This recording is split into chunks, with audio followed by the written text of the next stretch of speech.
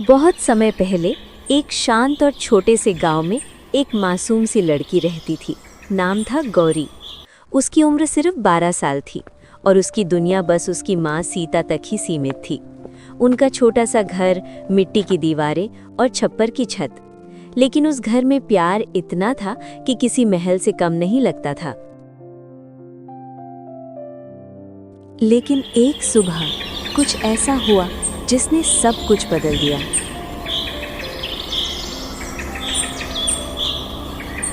माँ, सुबह हो गई, आप उठी क्यों नहीं अभी तक?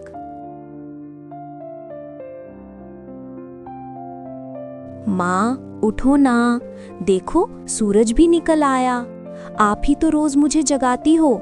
लेकिन आज कोई जवाब नहीं आया। लगता है माँ आज बहुत थक गई हैं। कोई बात नहीं, मैं खुद ही सब कर लूंगी। गौरी को बिल्कुल भी अंदाजा नहीं था कि उसकी जिंदगी का सबसे बड़ा तूफान उसके सामने खड़ा है।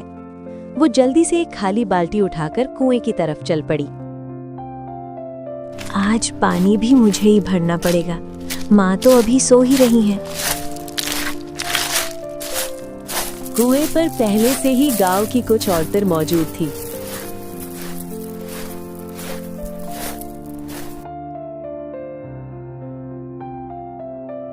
चाची, मेरी भी बाल्टी भर दोगी क्या? मैं अभी छोटी हूँ, खुद से नहीं भर पाऊंगी। अरे गौरी, आज तुम खुद आई हो। तुम्हारी माँ कहाँ है? वो अभी तक सो रही हैं। आज पता नहीं क्यों उठ ही नहीं रही। ये सुनकर सब औरतें एक दूसरे की तरफ देखने लगीं।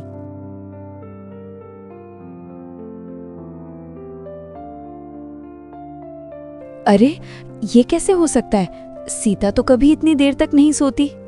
मुझे भी अजीब लग रहा है, पर आप जल्दी से पानी भर दो ना, मुझे स्कूल जाना है।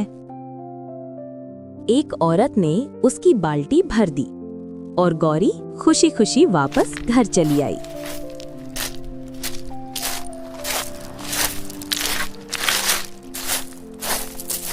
माँ, देखो मैं पानी भी ले आई। आप तो आज बहुत आलसी हो गई हो। गौरी ने खुद ही नहाया, खुद ही कपड़े पहने और स्कूल जाने के लिए तैयार हो गई।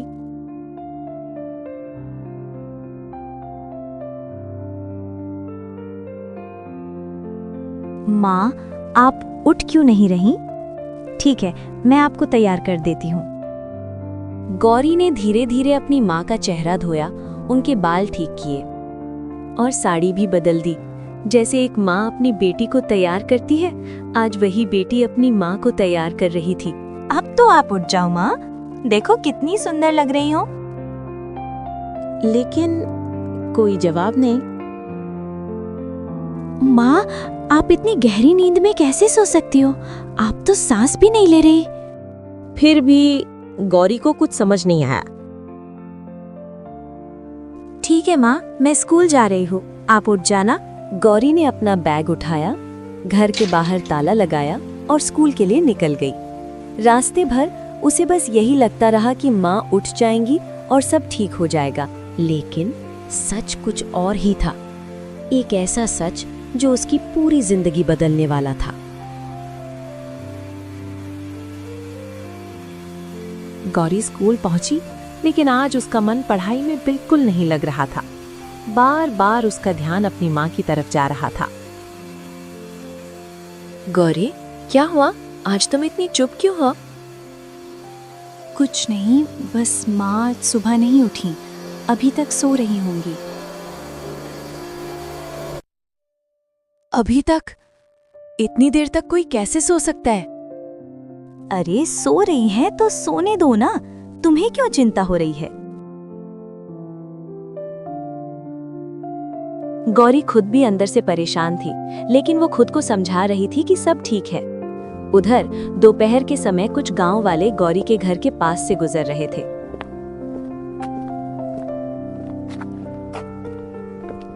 अरे, आज इस घर पर ताला क्यों लगा है? सही कह रहे हो। सीता तो कहीं जाती भी है तो बता कर जाती है। तभी वहां वही औरतें आ गईं जो सुबह कुएं पर थीं।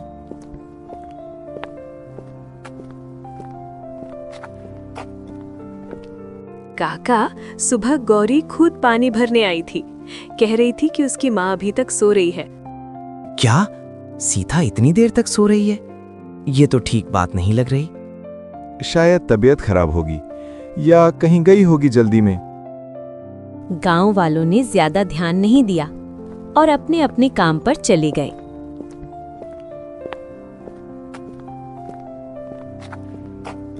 इधर स्कूल की छुट्टी हुई और गौरी दौड़ती हुई घर पहुंची, लेकिन अंदर का दृश्य देखकर वो एक पल के लिए रुक गई। माँ, आप अभी तक सो रही हो?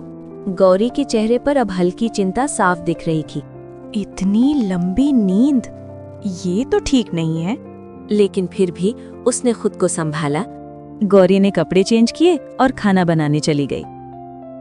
वो चूल्हे के पास गई, लकड़ियां जलाईं और पहली बार अपने हाथों से खाना बनाने लगी। माँ रोज मेरे लिए इतना सब करती हैं। आज मुझे पता चल रहा है कितना मुश्किल होता है। काफी मेहनत के बाद उसने खाना तैयार किया। माँ, उठो ना, खाना खा लो, फिर आराम से सो जाना। उसने अपनी माँ को उठाने की कोशिश की, लेकिन कोई हरकत नहीं हुई। माँ, मुंह तो खोलो। गौरी ने जबरदस्ती थोड़ा सा खाना उनकी तरफ बढ़ाया, लेकिन सब कुछ वैसा ही रहा। एक छोटी सी बच्ची जो अब भी सच से अनजान थी, अपनी पूरी दुनिया को जगाने की कोशिश कर रही थी। ठीक है माँ, मैं आपको परेशान नहीं करती। जब आप उठोगी तब खिला दूंगी। गौरी खुद ही खाना खाने लगी, लेकिन हर निवाले के साथ उसकी आंखों से आंसू गिर रहे थे।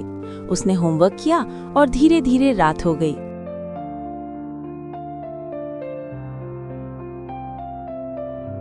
माँ, अब तो रात हो गई, आप उठ क्यों नहीं रही? अब गौरी के मन में डर बैठने लगा था। कल रात से लेकर आज तक आपने एक बार भी आंख नहीं खोली। शायद अब बहुत ज्यादा थक गई हो। कोई बात नहीं, मैं यहीं आपके पास सो जाती हूँ।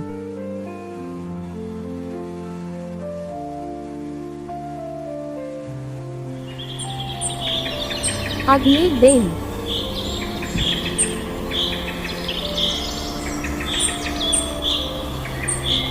माँ, सुबह हो गई, अब तो उठ जाओ ना। देखो, मैं भी उठ गई। गौरी ने अपनी माँ को हिलाया, लेकिन आज भी कोई हरकत नहीं हुई। उसकी आंखों में आंसू आ गए, लेकिन फिर भी उसने खुद को संभाला। ठीक है, आप सोती रहो, मैं स्कूल जा रही हूँ। गौरी ने फिर से वही किया। माँ को ठीक से लिटाया, घर में ताला लगाया और स्कूल के लिए निकल गई। रास्ते में कुछ गांव वाले उसे मिल गए।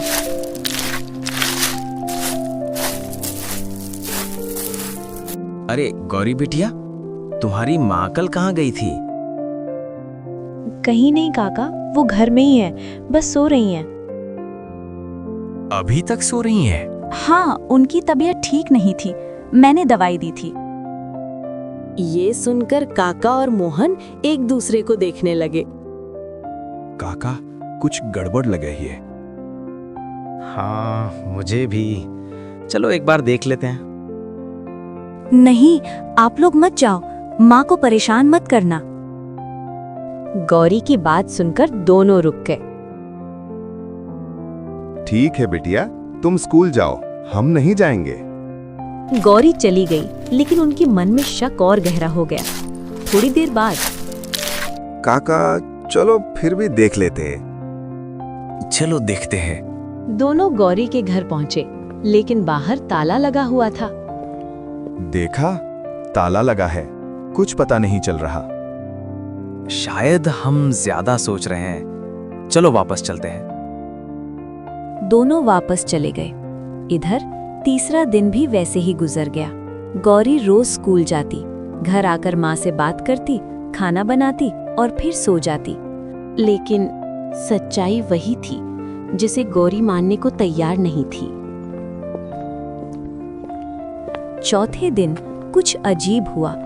गौरी के घर के पास से गुजरते हुए लोगों को एक अजीब सी बदबू आने लगी। अरे ये कैसी बदबू आ रही है? कहीं कुछ गड़बड़ तो नहीं? धीरे धीरे पूरा गांव वहां इकट्ठा हो गया। दरवाजा तोड़ना पड़ेगा। दरवाजा तोड़ा गया और जो अंदर देखा उसे देखकर सबके होश उड़ गए। गौरी की माँ कई दिनों से इस दुनिया में नहीं थी। हाय राम, ये तो 3 दिन पहले ही चल बसी। इतने में गौरी भी स्कूल से वापस आ गई। ये सब लोग मेरे घर में क्या कर रहे हैं? जब उसने अंदर देखा तो वो घबरा गई। माँ को मत छुओ, वो सो रही है। बेटी, तुम्हारी माँ अब नहीं रही। नहीं, वो सो रही हैं। आप लोग झूठ बोल रहे हो। मत ले जाओ उन्हें, वो उठ जाएंगे। अब मैं अकेली हो गई। अपनी माँ के अंतिम संस्कार के बाद गौरी जैसे अंदर से पूरी तरह टूट चुकी थी। उसकी आंखें सूख चुकी थी, आंसू भी जैसे अब साथ छोड़ चुके थे।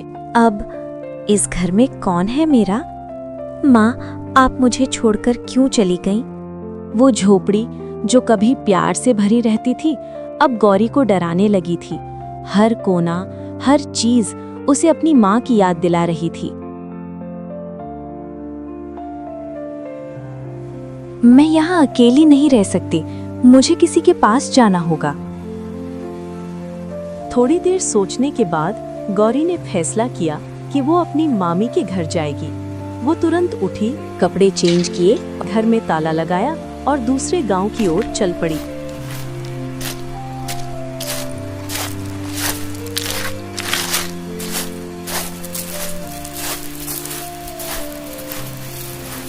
काफी देर चलने के बाद वो अपनी मामी के घर पहुंची। मम्मी, दरवाजा खोलिए। अरे गौरी, तुम यहाँ कैसे? मामी, माँ अब इस दुनिया में नहीं रही। मैं अकेली हो गई हूँ, मुझे अपने पास रख लीजिए। गौरी को उम्मीद थी कि मामी उसे गले लगा लेंगी, लेकिन जो हुआ उसने उसका दिल और तोड़ दिया। मामी, मैं काम कर लूंगी, बस मुझे यहाँ रहने दीजिए। नहीं, तुम्हारी माँ कोई जायदाद छोड़कर नहीं गई। मुझे तुमसे क्या फायदा? तो मैं क्या करूं? मैं पहले से ही अपने बच्चों को संभाल रही हूँ, तुम्हें कैसे पालूं? मामी, मैं कहाँ जाऊं? जहाँ जाना है जाओ, यहाँ से निकलो। ये शब्द किसी तीर की तरह गौरी के दिल में लगे और मामी ने दरवाजा बंद कर दिया। गौरी वहीं जमीन पर बैठ गई, कुछ देर तक रोती रही, फिर धीरे धीरे उठी। कोई बात नहीं, मैं चाचा के पास जाती हूँ। गौरी अपने चाचा के गांव पहुंची।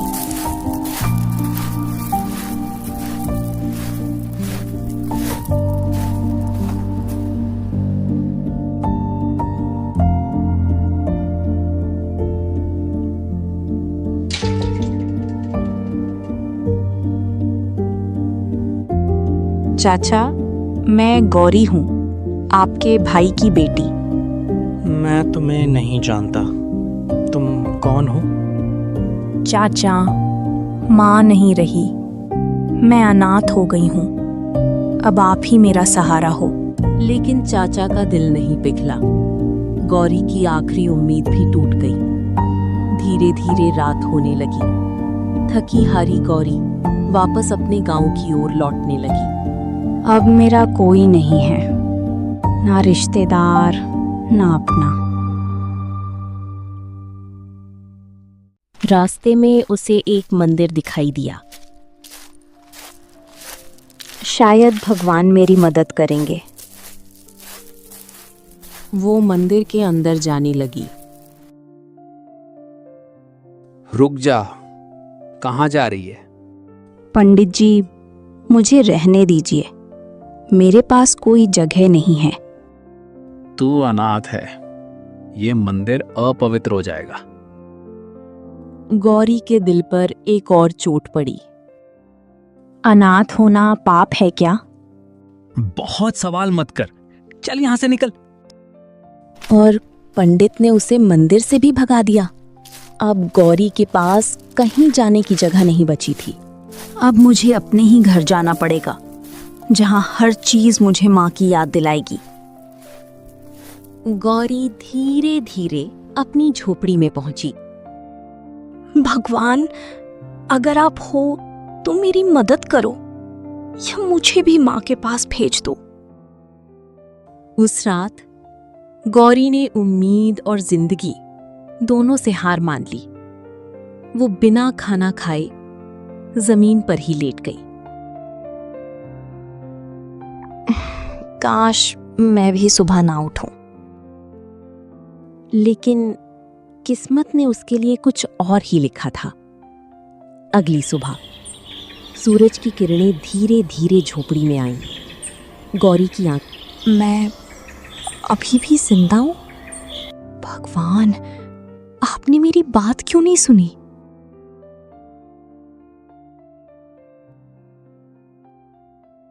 गौरी के अंदर अब जीने की कोई इच्छा नहीं बची थी, लेकिन फिर भी वो उठकर बैठ गई। तभी दरवाजे पर हल्की सी आवाज आई। गौरी बिटिया, दरवाजा खोलो।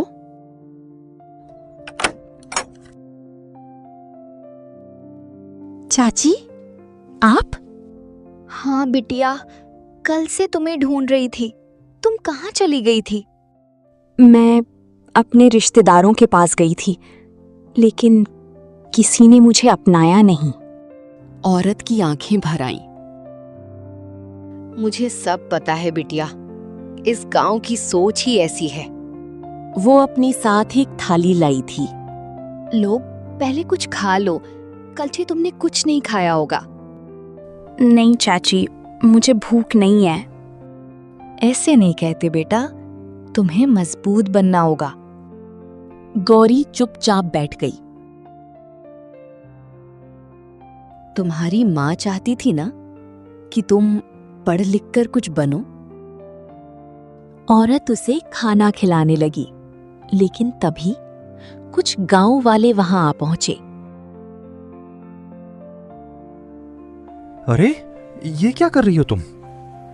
मैं बस बच्ची को खाना खिला रही थी। तुम गांव की परंपरा भूल गई क्या? अनाथों से दूर रहना चाहिए। गौरी का दिल फिर से टूट गया।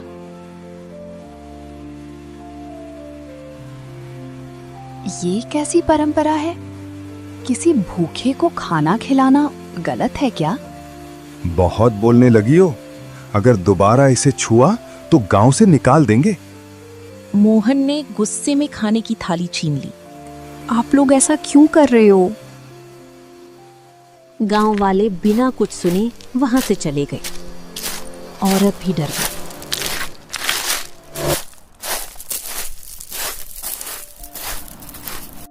मुझे माफ कर देना बिटिया, मैं तुम्हारी मदद नहीं कर पाऊंगी। कोई बात नहीं चाची, मेरी वजह से आपको परेशानी होगी। औरत वहां से चली गई। अब गौरी फिर से अकेली थी। अब कोई मेरी मदद नहीं करेगा, मुझे खुद ही कुछ करना होगा। गौरी ने चूल्हा जलाया, अपने लिए खाना बनाया। माँ, आज पहली बार मैं अकेले खा रही हूँ। खाना खाते वक्त उसकी आंखों से आंसू गिरते रहे, लेकिन इस बार उसके अंदर एक नई हिम्मत भी जन्म ले रही थी। मैं पढ़ूंगी, कुछ बनूंगी और सबको दिखाऊंगी। अगले दिन वो स्कूल जाने के लिए तैयार हुई, लेकिन उसे नहीं पता था कि वहां भी उसके लिए एक नई परेशानी इंतजार कर रही है। गौरी ने खुद को संभाला। आंखों में आंसू थे, लेकिन दिल में अब एक छोटा सा हौसला भी था। वो स्कूल जाने के लिए तैयार हुई, जैसे उसकी माँ हर रोज उसे तैयार किया करती थी। तो रोएगी तो माँ का सपना कैसे पूरा करेगी? तुझे मजबूत बनना होगा, चाहे पूरी दुनिया तेरे खिलाफ क्यों ना हो। आज से तू अकेली नहीं, तू खुद अपनी ताकत है। गौरी ने घर में ताला लगाया और स्कूल की ओर चल पड़ी। जैसे ही वो स्कूल के गेट पर पहुंची, प्रिंसिपल ने उसे रोक लिया। रुको गौरी, आगे मत बढ़ो। मुझे तुमसे कुछ जरूरी बात करनी है। तुम आज के बाद इस स्कूल में नहीं आ सकती। लेकिन क्यों मास्टर जी? मैंने ऐसा क्या गलत किया है जो मुझे स्कूल आने से रोका जा रहा है? मैं तो सिर्फ पढ़ना चाहती हूँ, अपनी माँ का सपना पूरा करना चाहती हूँ। बेटी, बात तुम्हारी गलती की नहीं है, बात इस गांव की सोच और परंपरा की है। तुम अनाथ हो चुकी हो और गांव वाले इसे अपशगुन मानते हैं। तो क्या अनाथ होना पाप है मास्टर जी? क्या माँ बाप का साथ छूट जाना मेरी गलती है? अगर मेरी जगह आपकी बेटी होती तो क्या आप उसे भी स्कूल से निकाल देते? प्रिंसिपल के पास कोई जवाब नहीं था, लेकिन डर इंसान को मजबूर बना देता है। बेटी, मैं तुम्हारा दर्द समझता हूं, लेकिन अगर मैंने तुम्हें यहां पढ़ने दिया तो सरपंच स्कूल बंद करवा देगा और बाकी बच्चों का भविष्य भी अंधेरे में चला जाएगा। ठीक है मास्टर जी, मैं नहीं चाहती कि मेरी वजह से किसी और का नुकसान हो। मैं आज के बाद कभी इस स्कूल में नहीं आऊंगी। इतना कहकर गौरी मुड़ गई। उसके कदम भारी थे और दिल पूरी तरह टूट चुका था। वो धीरे धीरे गांव की ओर लौटने लगी। माँ, आपने कहा था ना कि मैं पढ़ लिख कर कुछ बनूंगी, लेकिन देखो अब तो मुझे स्कूल से भी निकाल दिया गया। शायद अब मेरा इस दुनिया में कोई मतलब ही नहीं बचा। अब गौरी के मन में एक खतरनाक ख्याल जन्म लेने लगा था। अब मैं किसके लिए जीऊं? ना कोई अपना, ना कोई सहारा। शायद अब मुझे माँ के पास ही चले जाना चाहिए। गौरी का मन अब हार चुका था और वो गांव की नदी की ओर बढ़ने लगी। लेकिन तभी उसकी नजर एक आदमी पर पड़ी जो रास्ते के किनारे बेहोश पड़ा हुआ था। अरे, ये कौन है? ये यहाँ ऐसे क्यों पड़ा है? अगर इसे कुछ हो गया तो? नहीं, मुझे कुछ करना होगा। अगर मैंने भी मदद नहीं की तो फिर मैं औरों से क्या उम्मीद करूं? गौरी दौड़कर कहीं से पानी लेकर आई। उठिए, कृपया उठिए। आपको होश में आना ही होगा। मैं आपको ऐसे नहीं छोड़ सकती। मैं कहाँ हूँ? तुम कौन हो? तुमने मेरी मदद की। आप यहीं रास्ते में बेहोश पड़े थे। अगर मैं नहीं आती तो शायद कोई आपकी मदद भी नहीं करता। आप चिंता मत करिए, अब आप सुरक्षित हैं। गौरी ने उसे सहारा दिया और अपने घर की ओर ले जाने लगी। उसे नहीं पता था कि यही मुलाकात उसकी जिंदगी का सबसे बड़ा मोड़ बनने वाली है। गौरी उस बेहोश आदमी को सहारा देकर धीरे धीरे अपनी झोपड़ी तक ले आई। उसका छोटा सा घर, टूटी दीवारें, लेकिन दिल में अब भी इंसानियत जिंदा थी। आप यहाँ बैठ जाइए, आराम से। आपकी हालत अभी ठीक नहीं लग रही। मैं अभी आपके लिए पानी और खाना लेकर आती हूँ। गौरी ने जल्दी जल्दी चूल्हा जलाया और जो थोड़ा बहुत खाना था वही तैयार करने लगी। कुछ देर बाद वो आदमी थोड़ा संभल गया। बेटी, तुमने मेरी जान बचाई है। आज के समय में लोग किसी अनजान को देखना भी पसंद नहीं करते, लेकिन तुमने बिना कुछ सोचे मेरी मदद की। आखिर तुम हो कौन? मैं कोई खास नहीं हूँ, बस इस गांव की एक अनाथ लड़की हूँ जिसका इस दुनिया में अब कोई नहीं बचा। अनाथ? इतनी छोटी उम्र में? लेकिन तुम्हारी बातों में इतनी समझदारी और हिम्मत कैसे है? तुम्हारे साथ क्या हुआ है बेटी? मुझे सब सच सच बताओ। गौरी की आंखें भर आईं, लेकिन इस बार उसने खुद को नहीं रोका। क्या बताऊं भैया, मेरी पूरी दुनिया मेरी माँ थी। 3 दिन तक मैं यही समझती रही कि वो बस सो रही हैं।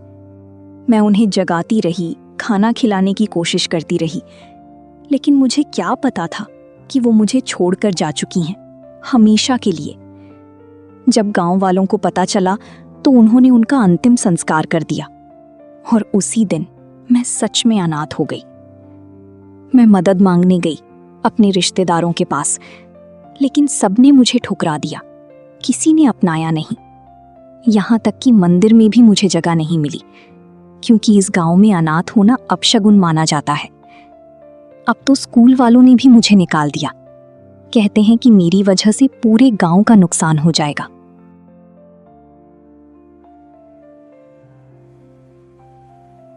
ये कैसी सोच है इस गांव की, जहां एक मासूम बच्ची को सिर्फ इसलिए ठुकरा दिया जाता है क्योंकि वो अनाथ है। तुमने मेरे लिए जो किया है वो मैं जिंदगी भर नहीं भूल सकता। तुम खुद इतनी बड़ी मुसीबत में हो, फिर भी तुमने मेरी जान बचाई।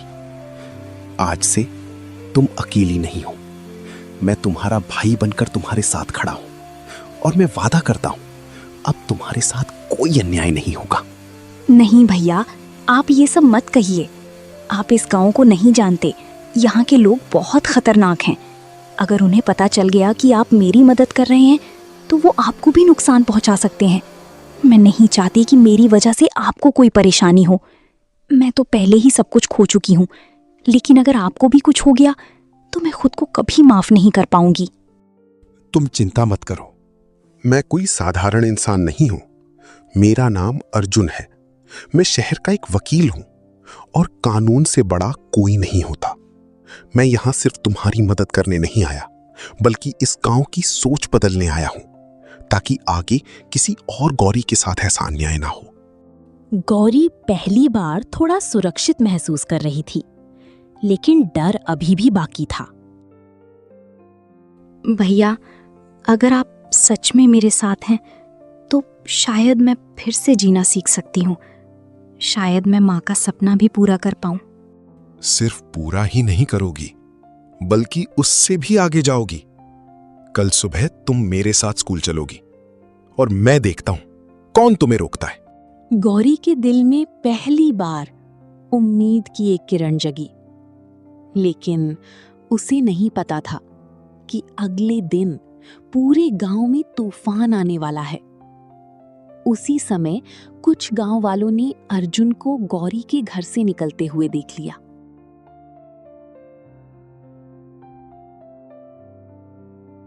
ये शहर का आदमी उस अनाथ लड़की के घर क्या कर रहा था?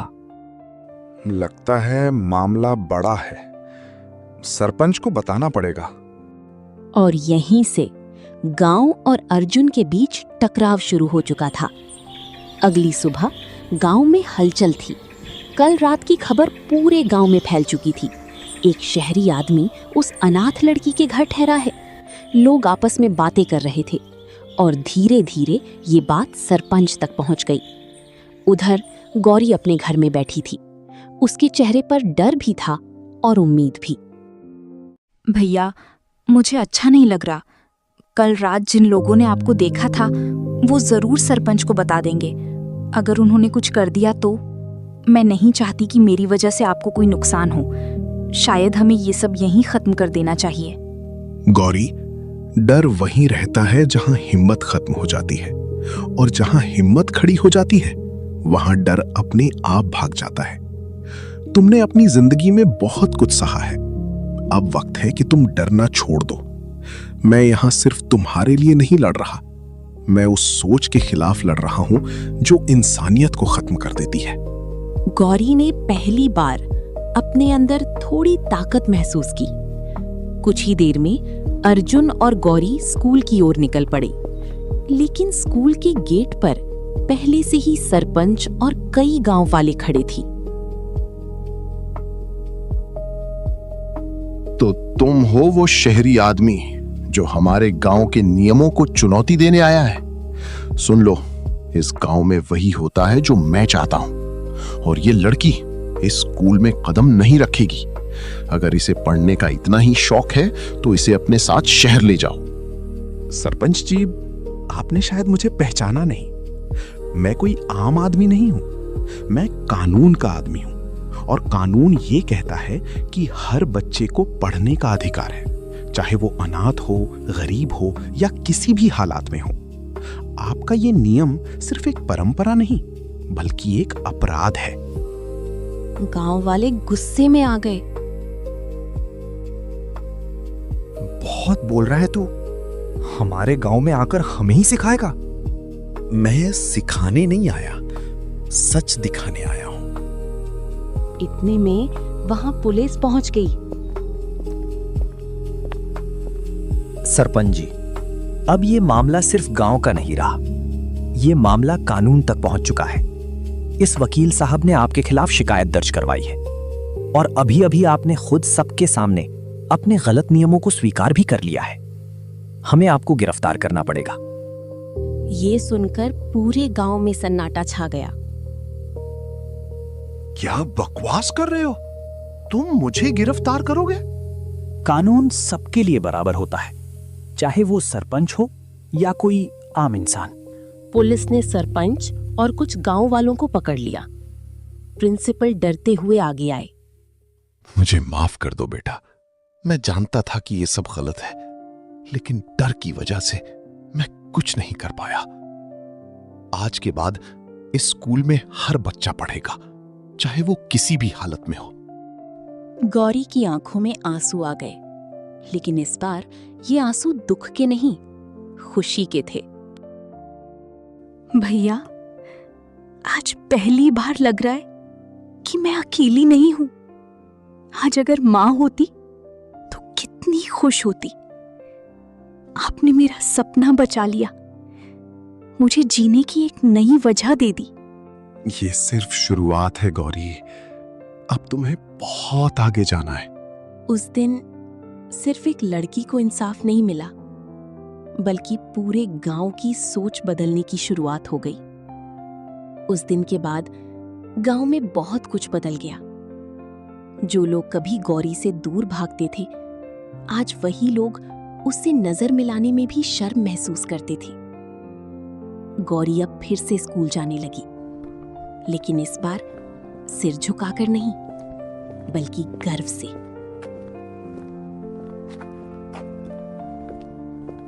माँ, आज मैं फिर से उसी स्कूल में खड़ी हूँ जहाँ से मुझे कभी निकाल दिया गया था। लेकिन आज मैं कमजोर नहीं हूँ। आज मेरे पास हिम्मत है, मेरा सपना है, और सबसे बड़ी बात, आज मुझे खुद पर भरोसा है। अर्जुन उसके साथ खड़ा था, जैसे एक साया, एक सहारा। गौरी, याद रखना, जिंदगी में सबसे बड़ी जीत वही होती है जब इंसान हार मानने के बाद भी फिर से खड़ा हो जाता है। तुमने जो दर्द सहा है, वही तुम्हारी सबसे बड़ी ताकत बनेगा। एक दिन तुम इतनी आगे जाओगी कि लोग तुम्हारा नाम लेकर मिसाल देंगे। गौरी मुस्कुराई और स्कूल के अंदर चली गई। दिन बीतते गए, महीने गुजरते गए, और धीरे धीरे साल भी। अब वही छोटी सी गौरी एक समझदार और आत्मविश्वासी लड़की बन चुकी थी। उसने अपनी पढ़ाई पूरी की और हर परीक्षा में सबसे आगे रही। एक रात दोनों भाई बहन साथ बैठे थे। भैया, आज मैं जहाँ भी हूँ सिर्फ आपकी वजह से हूँ। अगर उस दिन आप मेरी जिंदगी में नहीं आते तो शायद मैं आज इस दुनिया में भी नहीं होती। आपने मुझे सिर्फ सहारा नहीं दिया, बल्कि जीने का मतलब सिखाया। गौरी, मैंने कुछ खास नहीं किया, मैं तो बस वो किया जो हर इंसान को करना चाहिए। असल में तुमने खुद को बचाया है, तुमने हार नहीं मानी। यही तुम्हारी सबसे बड़ी जीत है। और अब वक्त है अगले कदम का। अगला कदम मतलब अब तुम भी वकील बनोगी और लोगों को इंसाफ दिलाओगी। मैंने तुम्हारा दाखिला शहर के सबसे बड़े लॉ कॉलेज में करवा दिया है। कल से तुम्हारी नई जिंदगी शुरू होगी। ये सुनकर गौरी की आंखें चमक उठी। सच में भैया, मैं भी आपकी तरह वकील बन सकती हूँ?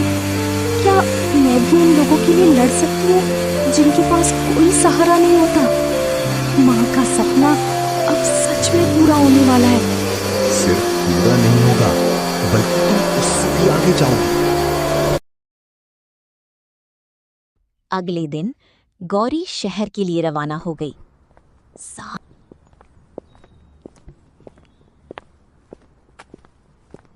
सालों की मेहनत, अनगिनत रातों की पढ़ाई और एक मजबूत इरादा। आखिरकार गौरी भी एक सफल वकील बन गई।